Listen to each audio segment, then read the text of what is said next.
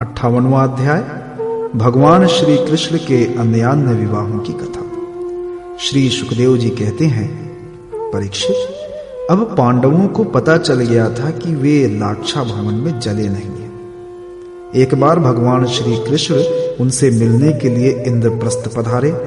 उनके साथ सात्विकी आदि बहुत से यदुवंशी भी थे। जब वीर पांडवों ने देखा कि सर्वेश्वर भगवान श्री कृष्ण पधारे हैं, तो जैसे प्राण का संचार होने पर सभी इंद्रियां सचेत हो जाती हैं, वैसे ही वे सब के सब एक साथ उठ खड़े हुए। वीर पांडवों ने भगवान श्री कृष्ण का आलिंगन किया।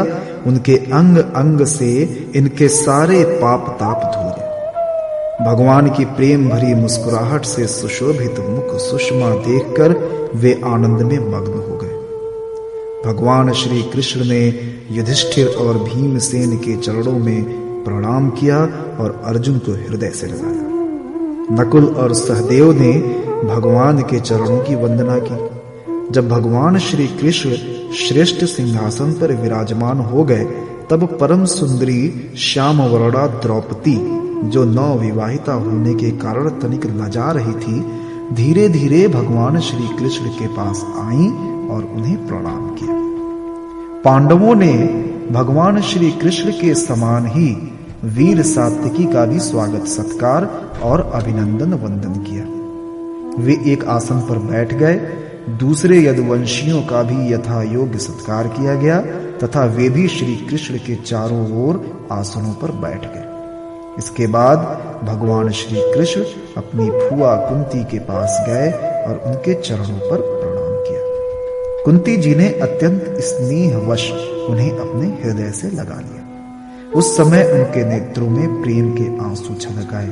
कुंती जी ने श्री कृष्ण से अपने भाई बंधुओं की कुशल क्षेम पूछी और भगवान ने भी उनका यथोचित उत्तर देकर उनसे उनकी पुत्र वधु द्रौपदी और स्वयं उनका कुशल मंगल पूछा। उस समय प्रेम की विह्वलता से कुंती जी का गला रूंध गया था।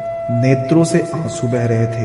भगवान के पूछने पर उन्हें अपने पहले के क्लेश पर क्लेश याद आने लगे और वे अपने को बहुत संभाल कर, जिनका दर्शन समस्त क्लेशों का अंत करने के लिए हुआ करता है, उस भगवान श्री कृष्ण से कहने लगी, श्री कृष्ण, जिस समय तुमने हम लोगों को अपना कुटुंबी संबंधी समझकर स्मरण किया और हमारा कुशल मंगल जानने के लिए भाई अक्रूर को भेजा, उसी समय हमारा कल्याण हो गया। हम अनाथों को तुमने सनाथ कर दिया। मैं जानती हूं कि तुम संपूर्ण जगत के परम हितैषी, सुहृद और आत्मा हो। ये अपना है और ये पराया है, इस प्रकार की भ्रांति तुम्हारे अंदर नहीं है। ऐसा होने पर भी श्री कृष्ण, जो सदा तुम्हें स्मरण करते हैं, उनके हृदय में आकर तुम बैठ जाते हो और उनकी क्लेश परंपरा को सदा के लिए मिटा देते हो। युधिष्ठिर जी ने कहा, सर्वेश्वर श्री कृष्ण, हमें इस बात का पता नहीं है कि हमने अपने पूर्व जन्मों में या इस जन्म में कौन सा कल्याण साधन किया है। आपका दर्शन बड़े बड़े योगेश्वर भी कठिनता से प्राप्त कर पाते हैं और हम कुबुद्धियों को घर बैठे ही आपके दर्शन हो रहे हैं। राजा युधिष्ठिर ने इस प्रकार भगवान का खूब सम्मान किया और कुछ दिन वहीं रहने की प्रार्थना की।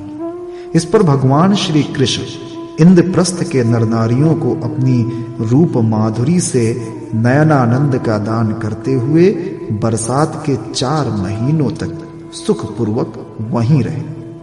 परीक्षित, एक बार वीर शिरोमणि अर्जुन ने गांडीव धनुष और अक्षय वाण वाले 2 तरकस लिए तथा भगवान श्री कृष्ण के साथ कवच पहनकर अपने उस रथ पर सवार हुए जिस पर वानर चिन्ह से चिन्हित ध्वजा लगी हुई थी। इसके बाद विपक्षी वीरों का नाश करने वाले अर्जुन उस गहन वन में शिकार खेलने गए, जो बहुत से सींग, बाघ आदि भयंकर जानवरों से भरा हुआ था। वहां उन्होंने बहुत से बाघ, सुअर, भैंसे, काले हरिन, शरभ, गवय, नीलापन लिए हुए भूरे रंग का एक बड़ा हिरण, गैंडे, हरिण, खरगोश और शल्लक, साही आदि पशुओं पर अपने वाणों का निशाना लगाया। उनमें से जो यज्ञ के योग्य थे उन्हें सेवकगण पर्व का समय जानकर राजा युधिष्ठिर के पास ले गए। अर्जुन शिकार खेलते खेलते थक गए थे। अब वे प्यास लगने पर यमुना जी के किनारे गए। भगवान श्री कृष्ण और अर्जुन दोनों महारथियों ने यमुना जी में हाथ पैर धोकर उनका निर्मल जल पिया और देखा कि एक परम सुंदरी कन्या वहां तपस्या कर रही है। उस श्रेष्ठ सुंदरी की जंघा, दांत और मुख अत्यंत सुंदर थे। अपने प्रिय मित्र श्री कृष्ण के भेजने पर अर्जुन ने उसके पास जाकर पूछा, सुंदरी तुम कौन हो, किसकी पुत्री हो, कहां से आई हो और क्या करना चाहती हो? मैं ऐसा समझता हूं कि तुम अपने योग्य पति चाह रही हो। हे कल्याणी, तुम अपनी सारी बात बतलाओ। कालिंदी ने कहा, मैं भगवान सूर्य देव की पुत्री हूं। मैं सर्वश्रेष्ठ वरदानी भगवान विष्णु को पति के रूप में प्राप्त करना चाहती हूं और इसीलिए ये कठोर तपस्या कर रही हूं। वीर अर्जुन, मैं लक्ष्मी के परम आश्रय भगवान को छोड़कर और किसी को अपना पति नहीं बना सकती। अनाथों के एकमात्र सहारे प्रेम वितरण करने वाले भगवान श्री कृष्ण मुझ पर प्रसन्न हो। मेरा नाम है कालिंदी। यमुना जल में मेरे पिता सूर्य ने मेरे लिए एक भवन भी बनवा दिया है, उसी में मैं रहती हूं। जब तक भगवान का दर्शन न होगा मैं यहीं रहूंगी। अर्जुन ने जाकर भगवान श्री कृष्ण से सारी बातें कही। वे तो पहले से ही ये सब कुछ जानते थे। अब उन्होंने कालिंदी को अपने रथ पर बैठा लिया और धर्मराज युधिष्ठिर के पास ले आए। इसके बाद पांडवों की प्रार्थना से भगवान श्री कृष्ण ने पांडवों के रहने के लिए एक अत्यंत अद्भुत और विचित्र नगर विश्वकर्मा के द्वारा बनवा दिया। भगवान इस बार पांडवों को आनंद देने और उनका हित करने के लिए वहां बहुत दिनों तक रहे। इसी बीच अग्निदेव को खांडव वन दिलाने के लिए वे अर्जुन के सारथी भी बने। खांडव वन का भोजन मिल जाने से अग्निदेव बहुत प्रसन्न हुए। उन्होंने अर्जुन को गांडीव धनुष, 4 श्वेत घोड़े, 1 रथ, 2 अटूट वाणों वाले तरकस और एक ऐसा कवच दिया जिसे कोई अस्त्र शस्त्रधारी भेद न सके।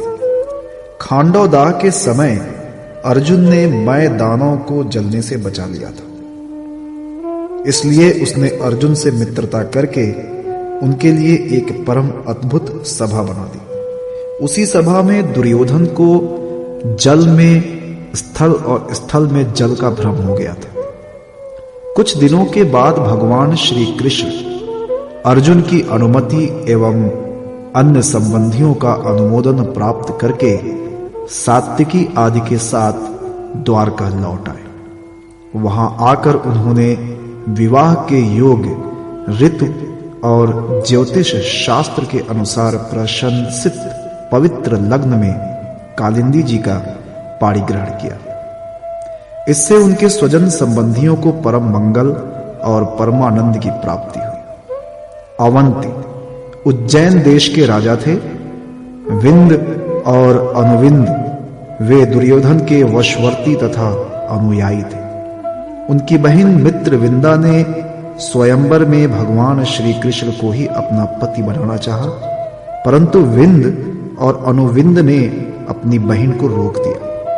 परीक्षित, मित्रविंदा श्री कृष्ण की फुआ राजाधिदेवी की कन्या थी। भगवान श्री कृष्ण राजाओं की भरी सभा में उसे बलपूर्वक हर ले गए। सब लोग अपना सा मुंह लिए देखते ही रह गए। परीक्षित, कोसल देश के राजा थे नग्नजित। वे अत्यंत धार्मिक थे। उनकी परम सुंदरी कन्या का नाम था सत्या। नग्नजित की पुत्री होने से वो नग्नजिती भी कहलाती थी। परीक्षित, राजा की प्रतिज्ञा के अनुसार 7 दुर्दांत बैलों पर विजय प्राप्त न कर सकने के कारण कोई राजा उस कन्या से विवाह न कर सके, क्योंकि उनके सींग बड़े तीखे थे और वे बैल किसी वीर पुरुष की गंध भी नहीं सह सकते थे। जब यदुवंश शिरोमणि भगवान श्री कृष्ण ने यह समाचार सुना कि जो पुरुष उन बैलों को जीत लेगा उसे ही सत्या प्राप्त होगी, तब वे बहुत बड़ी सेना लेकर कोसलपुरी अयोध्या पहुंचे। कोसल नरेश महाराज नग्नजित ने बड़ी प्रसन्नता से उनकी अगवानी की और आसन आदि देकर बड़ी पूजा सामग्री से उनका सत्कार किया। भगवान श्री कृष्ण ने भी उनका बहुत बहुत अभिनंदन किया। राजा नग्नजित की कन्या सत्या ने देखा कि मेरे चिर अभिलषित रमा रमण भगवान श्री कृष्ण यहाँ पधारे हैं। तब उसने मन ही मन ये अभिलाषा की कि यदि मैंने व्रत नियम आदि का पालन करके इन्हीं का चिंतन किया है तो ये ही मेरे पति हों और मेरी विशुद्ध लालसा को पूर्ण करें। नग्नजिती सत्या मन ही मन सोचने लगी। भगवती लक्ष्मी, ब्रह्मा, शंकर और बड़े बड़े लोकपाल जिनके पद पंकज का पराग अपने सिर पर धारण करते हैं और जिन प्रभु ने अपनी बनाई हुई मर्यादा का पालन करने के लिए ही समय समय पर अनेकों लीलावतार ग्रहण किए हैं, वे प्रभु मेरे किस धर्म, व्रत अथवा नियम से प्रसन्न होंगे? वे तो केवल अपनी कृपा से ही प्रसन्न हो सकते हैं। परीक्षित, राजा नग्नजित ने भगवान श्री कृष्ण की विधि पूर्वक अर्चा पूजा करके ये प्रार्थना की, जगत के एकमात्र स्वामी नारायण, आप अपने स्वरूप भूत आनंद से ही परिपूर्ण हैं और मैं हूं एक तुच्छ मनुष्य, मैं आपकी क्या सेवा करूं? श्री सुखदेव जी कहते हैं, परीक्षित, राजा नग्नजित का दिया हुआ आसन, पूजा आदि स्वीकार करके भगवान श्री कृष्ण बहुत संतुष्ट हुए। उन्होंने मुस्कुराते हुए मेघ के समान गंभीर वाणी से कहा, भगवान श्री कृष्ण ने कहा, राजन, जो क्षत्रिय अपने धर्म में स्थित है उसका कुछ भी मांगना उचित नहीं। धर्मज्ञ विद्वानों ने उसके इस कर्म की निंदा की है। फिर भी मैं आपसे सौहार्द का, प्रेम का संबंध स्थापित करने के लिए आपकी कन्या चाहता हूं। हमारे यहां इसके बदले में कुछ शुल्क देने की प्रथा नहीं है। राजा नग्नजित ने कहा, प्रभु, आप समस्त गुणों के धाम है, एकमात्र आश्रय हैं। आपके वक्ष स्थल पर भगवती लक्ष्मी नित्य निरंतर निवास करती है। आपसे बढ़कर कन्या के लिए अभीष्ट वर भला और कौन हो सकता है? परंतु यदुवंश शिरोमणे, हमने पहले ही इस विषय में एक प्रण कर लिया। कन्या के लिए कौन सा वर उपयुक्त है, उसका बल पौरुष कैसा है इत्यादि बातें जानने के लिए ही ऐसा किया गया। वीर श्रेष्ठ श्री कृष्ण, हमारे ये सातों बैल किसी के वश में न आने वाले और बिना सधाए हुए हैं। इन्होंने बहुत से राजकुमारों के अंगों को खंडित करके उनका उत्साह तोड़ दिया है। श्री कृष्ण, यदि इन्हें आप ही नाथ लें, अपने वश में कर लें, तो लक्ष्मीपते आप ही हमारी कन्या के लिए अभीष्ट वर होंगे।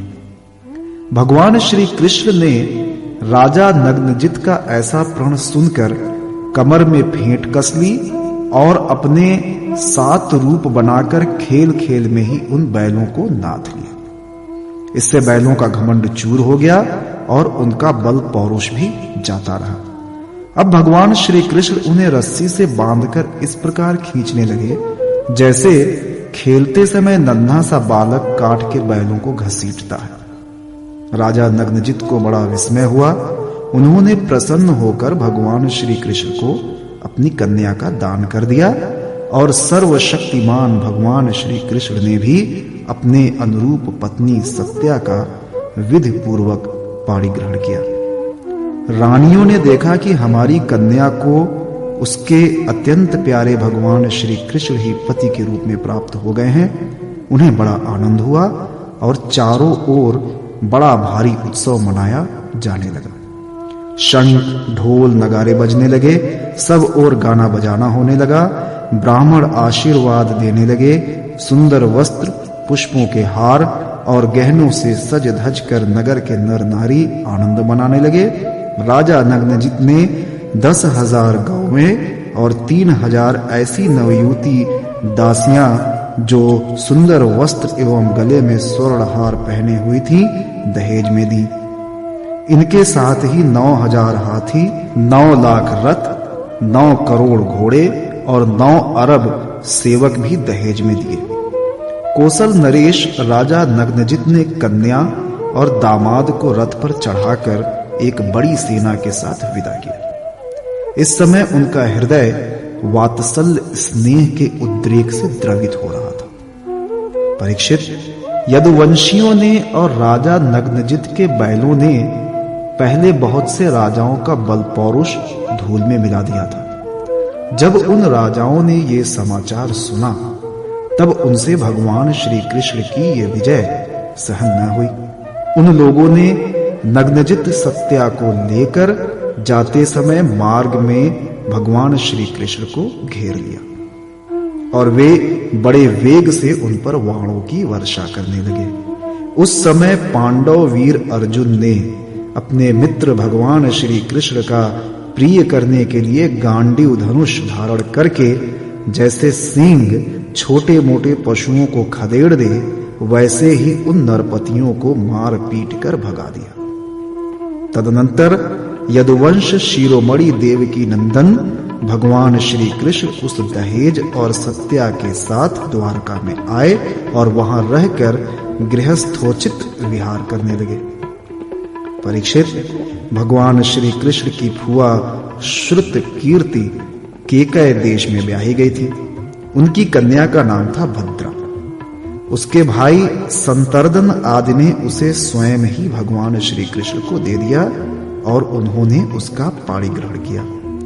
मध्य प्रदेश के राजा की एक कन्या थी लक्ष्मणा। वह अत्यंत सुलक्षणा थी। जैसे गरुड़ ने स्वर्ग से अमृत का हरण किया था, वैसे ही भगवान श्री कृष्ण ने स्वयंवर में अकेले ही उसे हर लिया। परीक्षित, इसी प्रकार भगवान श्री कृष्ण की और भी सहस्त्रों स्त्रियां थीं। उन परम सुंदरियों को वे भौमासुर को मारकर उसके बंदी गृह से छुड़ा लाए थे।